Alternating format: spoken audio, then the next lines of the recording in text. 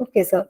So founder's journey is a tough one. What brings you to such a challenging role like that of being an entrepreneur? Uh, Pretty good question, Mehak. I never thought that I will become an entrepreneur, and I think most of the entrepreneurs, no one plans it step by step. So I was working for a established company, Tata Group, and I met few people, and I learned that silk is an amazing biomaterial, and lot is possible because there were various studies published in various leading journals across the world that silk has great potential. And somehow not knowing is also a bliss. I was not a hardcore biotech guy. I was more of a pharma and a management professional.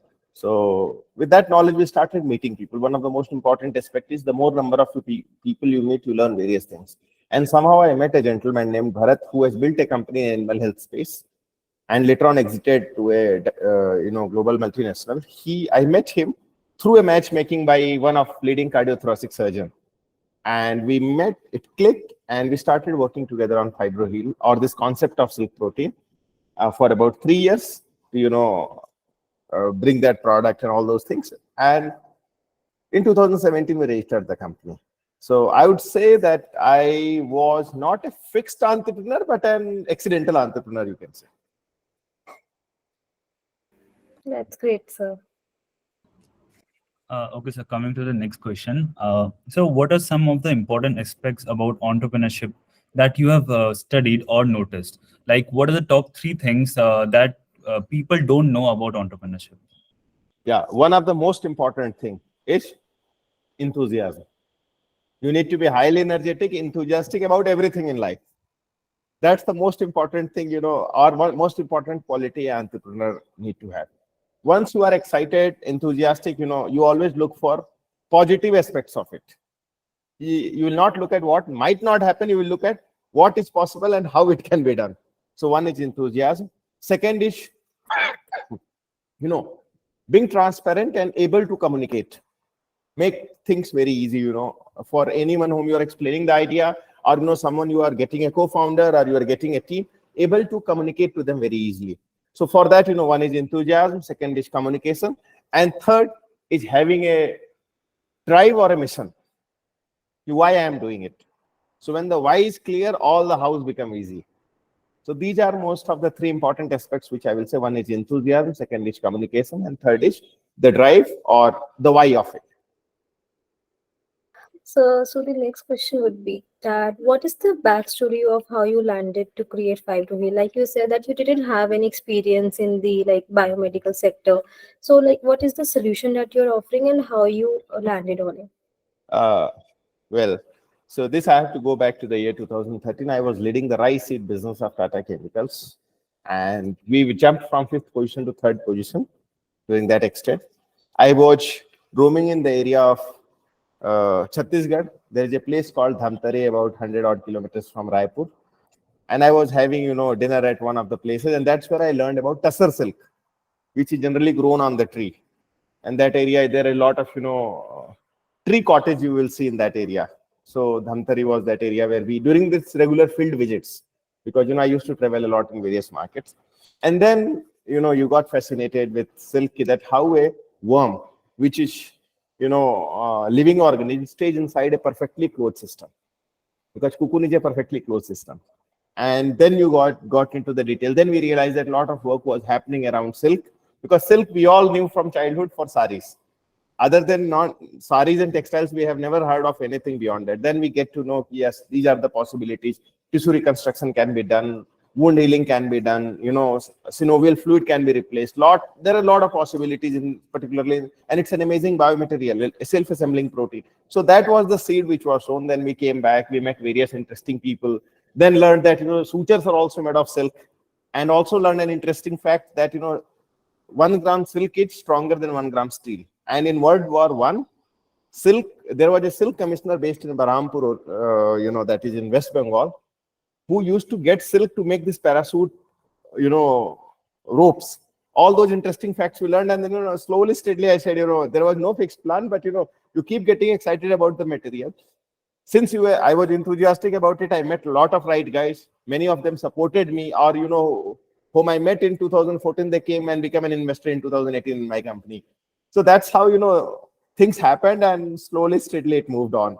So that's how, that's what is the backstory. And I met my co-founder Bharat Tandon through a surgeon whom I just used to hang out, because when you are around doctors who are going happen to be your customers or clients, you get a chance कि surgery में क्या होता है, अच्छा आपने stent किया, उसके बाद से कैसे आपने घाव कितनी जल्दी भरेगा, and you realize that the patient is like in a dying state, and suddenly after 3 days he is walking in the corridor. So all those learnings, that's why the most important lesson is being around with your customers gives you and opens up a lot of insights. So that's what is the backstory of Fibroheal. That was a very interesting story, sir. Yeah, so that was great actually. So coming to the next question, what has been the biggest challenge that you've encountered in your startup journey, and how did you tackle it? So to start with, all of you would be thinking, or the viewers, who will be viewing the interview will think that funding, regulatory approvals, business development, sales, revenues would have been the issue. I also interpreted that this will be the challenge. But most difficult issue was to bring people together and make them work on a common goal. Because individual egos, individual ability to perceive about themselves, and aligning everyone to a common goal is the biggest challenge, what I must say. If you're able to align this wheel, all other issues you will be able to address parallelly. So handling people and aligning them to a common goal, that Fibroheal is above everyone's ego, everyone's performance, any department success, any department. If Fibroheal succeed, every department succeed. Ensuring that everyone is aligned to that common goal has been my biggest challenge, which I say that partially I have been successful in aligning them to a common goal, above individual company, and the concept is above individual. And probably that whatever little success we have achieved is because of that one. This thing. Apart from that, yes, funding and other things are there, but though challenges are there, but if your concept is good, if you are energetic, and people see that you have the ability to execute things, they will back you up. So in case of funding, one of the most important aspects is more than the idea, because early stage startups, people don't bet on the idea. People think that, idea is everything, but trust me, execution is the key. They put the money not on the horse, but on the jockey. So the guy, they see that, if the guy has the capability to execute things or figure out things, ways, they will support you at early stage. Of course, once you move into Series A, Series B, and there is a track of 5-6 years, then, the revenues and the team and IPs and all those things matter. But at early stage, it's the person, the execution capability what matters. That's great, sir. So that's great, sir. So the next question would be that what is your take on the medtech industry, and where do you see the industry standing in the current landscape? Yeah, so I see great potential in medtech space. It's underutilized. There's a lot of scope for Indian innovators to come up with solutions. And not to forget, we have 140 crore people, and they need a lot of support. For example, there are 3 crore births which happens every year in India, and out of which almost more than 30% is C-section, more than 47% in urban area, and more than 19% in rural area is C-section. Put together, almost 60-70 lakh C-section birth. If you look at, similarly, look at wound wala side. India has got 7 crore diabetics and 8 crore borderline diabetics. 7 crore diabetics, 30% of them will develop some or the other kind of wound in a span of 10 years, because many of the places sugar is not in control. So those are the areas, for example, when I'm talking you from the wound management perspective, but look at the various other opportunities which is coming up. So medtech industry is, evenly poised to grow. Secondly, government is also, they have created a medical devices policy. So there are a lot of policies which is favoring, various medtech industry, as well as various people who wants to manufacture in India, and, they want to make India self-reliant on medtech space. So I see that, next 20 years belong to medtech space. Okay, sir, that was great. Now, so how much is the medtech industry impacted with Gen AI, and how do you plan to keep yourself technology use relevant? Yeah, I mean, that's a very important points what you have touched. As a startup, who is in very early stage, of growth, we have not used AI much to our this thing, because ours is a physical product which is used in various types of food. So I may not be able to give a lot of insights on that area. But my personal take is AI holds solution for a lot of issues, lot of problems, including, I can relate to the wound management, which is my expertise, that, if you are just able to scan an image and able to tell that what all the infection is possible there. So the treatment time can be curtailed significantly. What takes, 2 days, if you are able to get it in, say, about 5 minutes or 10 minutes. So AI holds great potential, but I may not be able to comment much because I have limited knowledge when it comes to AI wala side. No problem, sir. So the next question would be that medical startups are like not very easy to build. So we would like to ask how capital intensive is your startup and how did you keep costs in control initially? Yeah. So I will say that yes, to some extent, medical startups need a lot of investment at early stage, but also to let you know that there are various schemes which comes and supports you at various stages. And keeping costs low, you will have to be a little frugal. And one of the frugal ways is, outrightly when you register a company as a founder, you need not to draw huge salary. You need to take care of what is needed as for survival. And you need to get people who are committed instead of having high degrees. Instead of having, running behind the degrees, have people who are committed, who wants to. There are a lot of talents, which is also there, and carry people along. Those are one of few aspects, which will help you. Capital intensive, yes, but there are various schemes, from both government of India, state government, and various other places, incubators, where you can take support of, and also learn to get into the market quickly. You may be planning to make an extraordinary, product in medical space, but you can always get into some kind of trading at early stage, because that will give you access to your customers.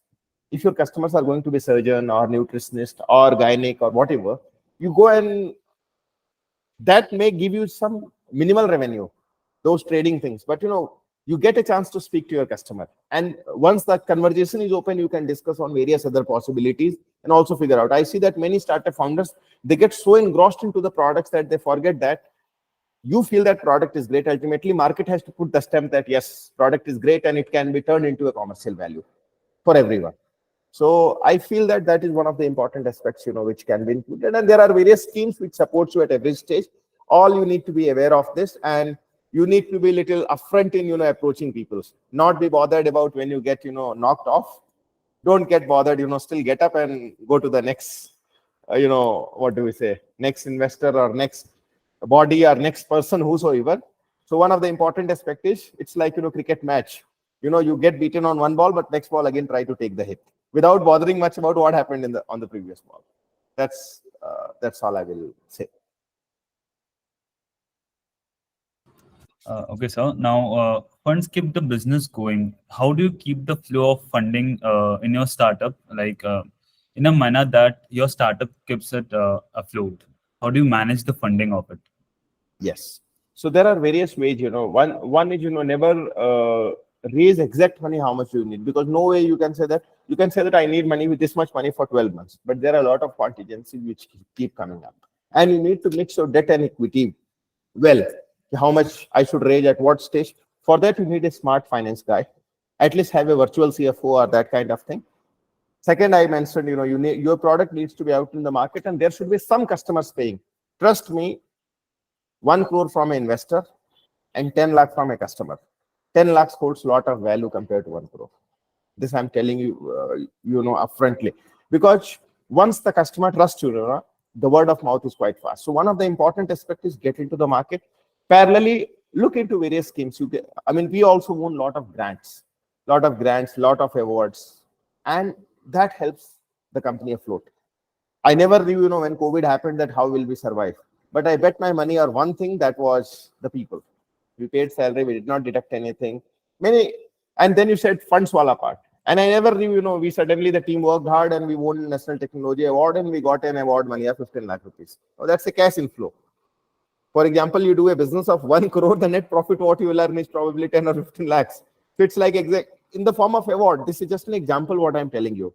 Similarly, we got a grant, of about 25 lakhs, when we won Elevate 100. Similarly, there are various things what we have learned over a period of time, and you need to keep applying for that. And there is a lot of rewards which helps you. Ultimately, this is the money which comes into the company.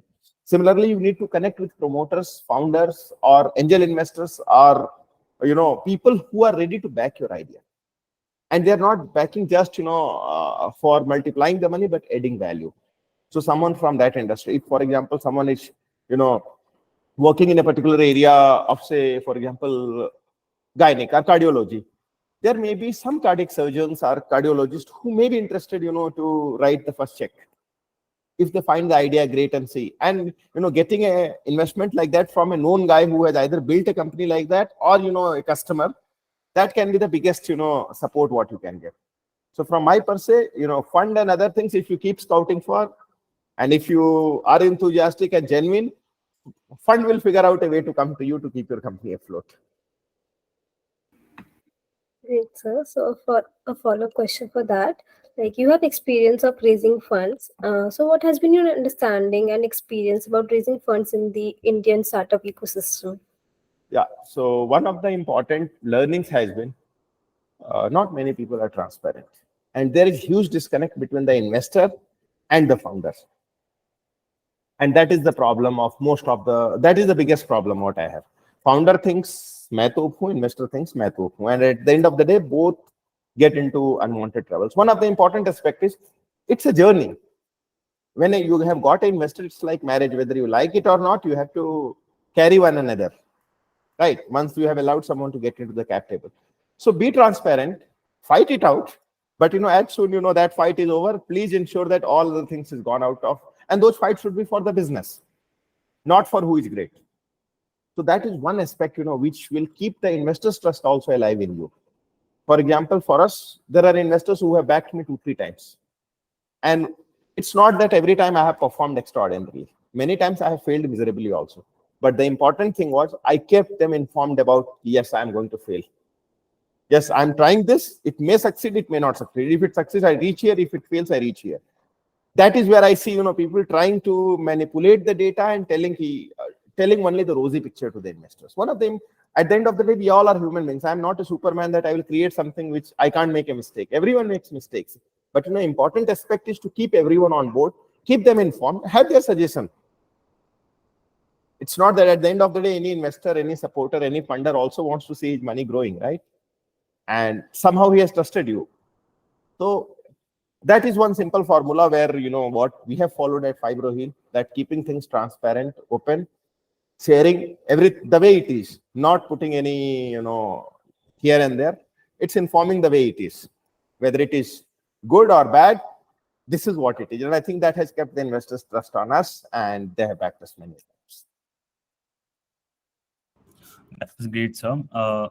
The focus of fundraising is now shifting to more over profitability and unit economics rather than valuation. How do you see that? How do you see that flooding?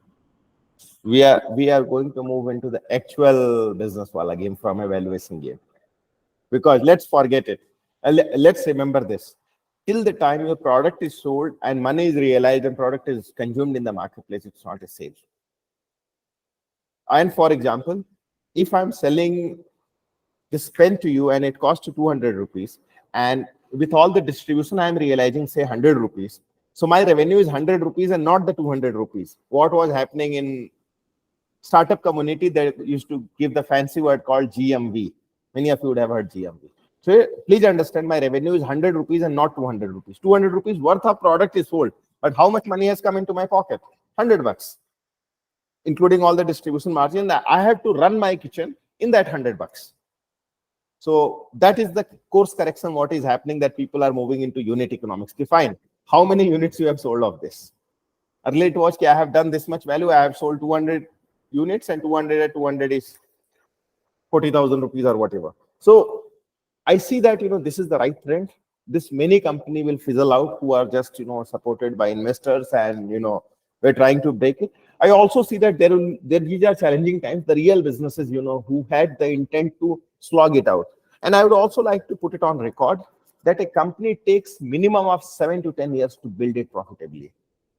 People say that in 3 years, I have done 1,000 crore and 2,000 crore. Practically, it's not possible. Unless you have such a breakthrough idea, if you have vaccine like, life-saving thing, that's a different thing. But otherwise, it typically takes 7 to 10 years time frame. And repeated hammering in the market before people think that, yes, now you have got the vigor to survive and you will be able to grow from here. So that's the time frame, and I see that the industry is moving in the right course. This will help the right good companies to survive and grow, and the companies which are just from investment perspective will fizzle out in these coming time. Those were some very important insights, sir. So you have also got a follow-up rounds for the same investors. So what are the key strategies that you adopt or keep in mind for the investors to trust you and reinvest in you?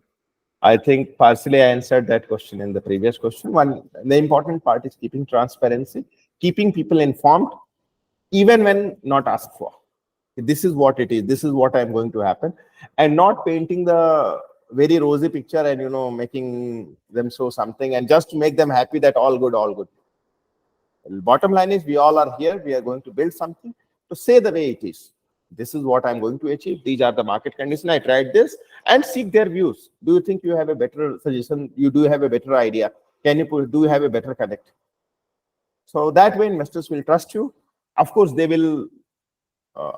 Frankly speaking, many times, people whom you raise investment from, most of them are, have slogged in the industry, and, they know what will work, what will not work. They also know that, how much time it will, get into. For example, if someone comes to me and tells me that, hey, Vivek, give me a check of this much, and in 2 years, I will make this a 200 crore company. I may still fund him, but I will write it down that 2 years, maybe he will end up doing 25 crore or 30 crore. That's the real revenue. He may still show 200 crore.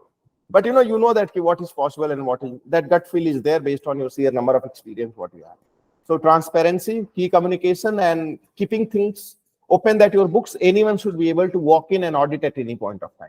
Those are the things I think will help your investors to have the trust and back you up often during rainy days. Loving your Uh, honesty, sir. yeah. So you have also opted for debt financing in your fundraising. And so what are the keys to debt financing, and what would you recommend to the founders if they're debt financing? Yes. So debt financing I raise mostly for, finishing some of my CapEx requirements, particularly related to equipments or, building and those kind of things.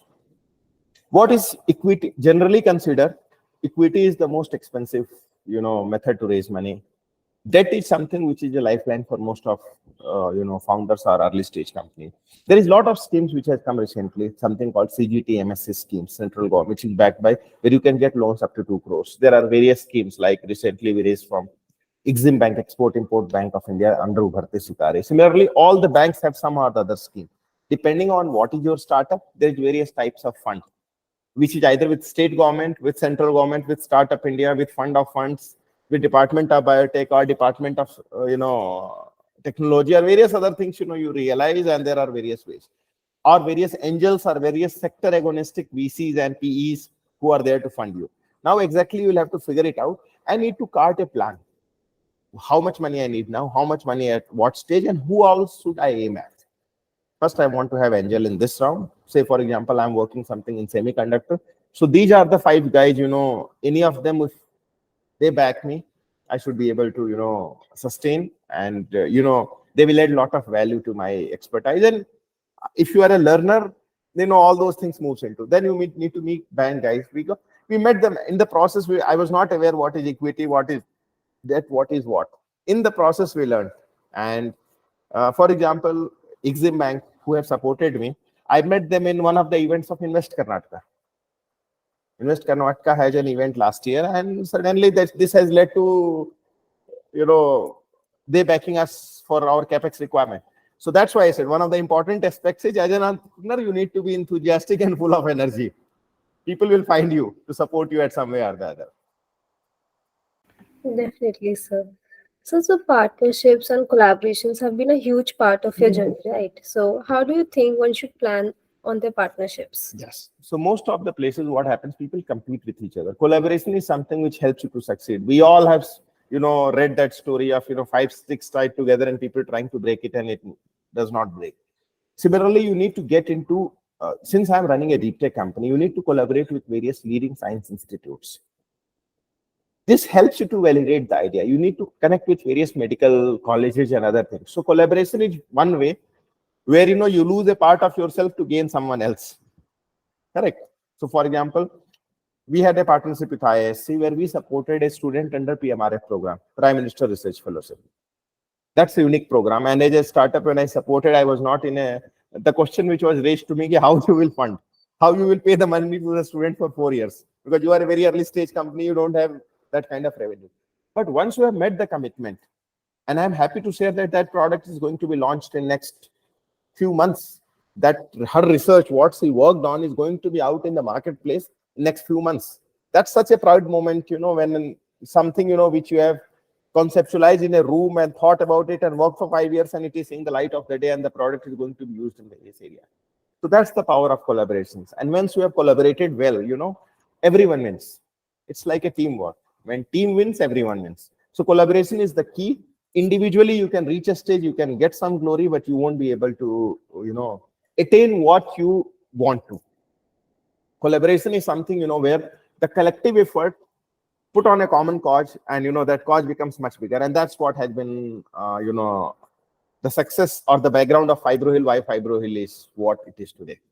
So collaborations and giving value to everyone who has collaborated with you. That was great, sir.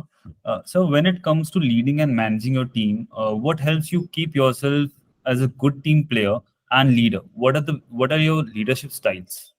Yeah. So my leadership style is no BCC, no CC.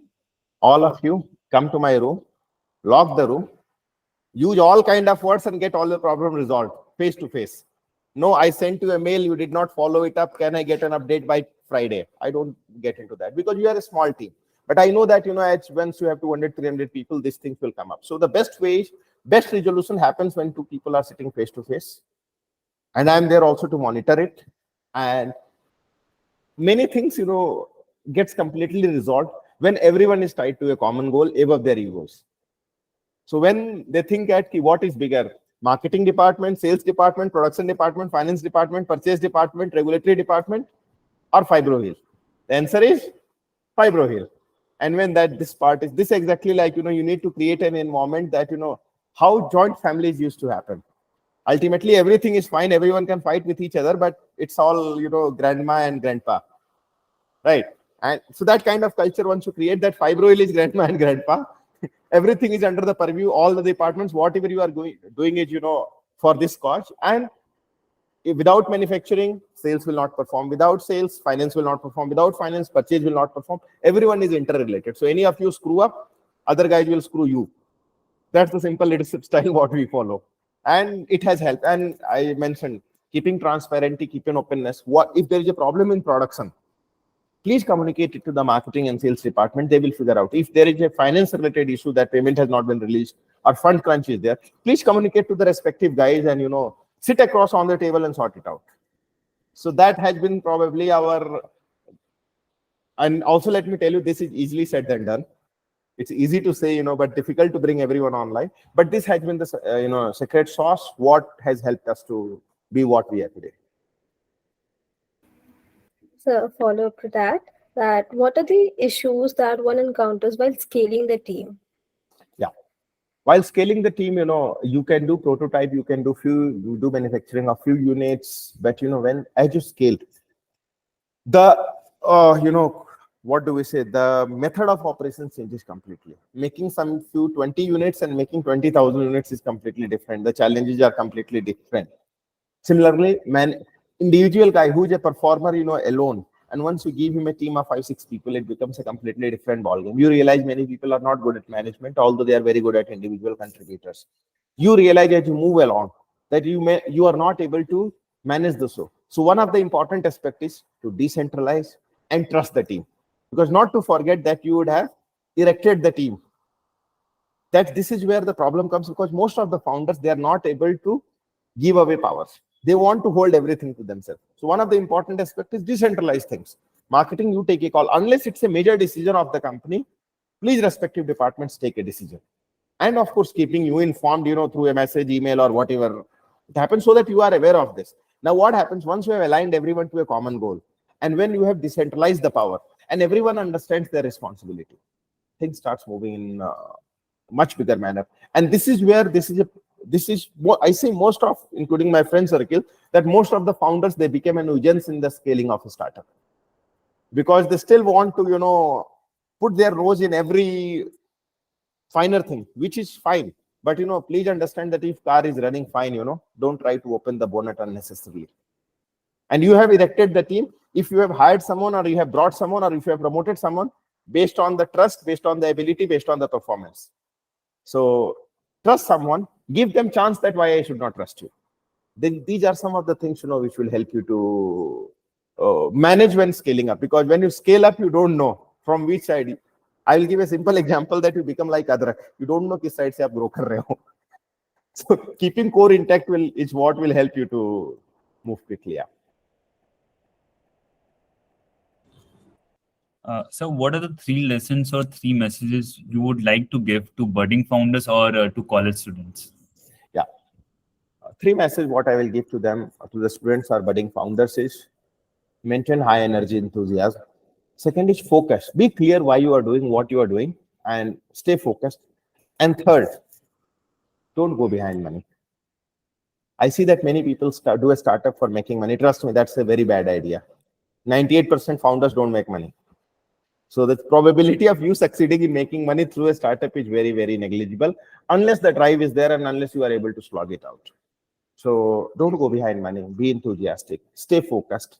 And it's like, to put a simple thing, when you are building a startup, this is particularly relevant to the founders. It's like taking a candle and be in a jungle. When you are in a jungle with a candle, how much visibility you will have? Probably only the next step or next to next step, not beyond that. So in startup journey, you need to take that step. And then only you will get to know what is the next step. So it's like with a candlelight and staying in a jungle. So only 1 or 2 steps you can visualize, not beyond that. Many people think that I will have full clarity, and no one has clarity. No one knows how things will perform. Correct? That is the brutal truth. So as startup founder, you need to be like that. You need to have the guts to take the decision, and you need to make it right with whatever available data, with the best possible intent. You need to take the decision and move forward. So these are my thoughts, what I would like to give to the budding entrepreneurs, founders, or the students who wants to do something. Thank you so much, sir, for giving a crucial industry insights. It makes us think that there is so much to learn about. And so it does make a lot of impact about getting to know things about startup and from someone who actually literally worked on it and has an experience on it. So we are good to close the meet, and the sharing this recording would be as soon as possible. Thank you so much, sir. Thank you, Manan. Thank you, Mahak. Thank you Thanks so a much. lot, Kaushik. Thank you. Bye-bye, sir. Keep costs in control initially. Yeah, the horse, but on